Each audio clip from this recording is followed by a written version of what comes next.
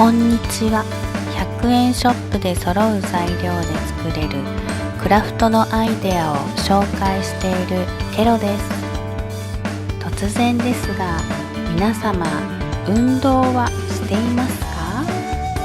ウォーキングやランニング、ソフトボールや登山、定期的に体を動かすことをしていますか？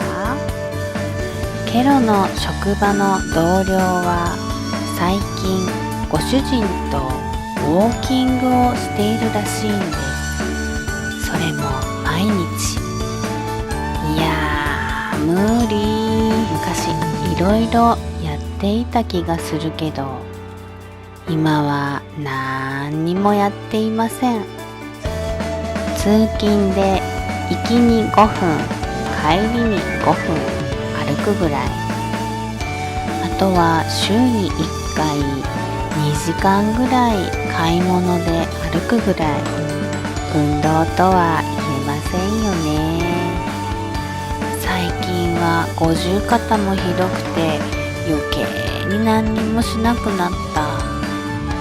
その同僚のようにご主人が一緒に歩いてくれるなら、ケロ夫が一緒にやってくれるなら、ウォーキング頑張れるかも。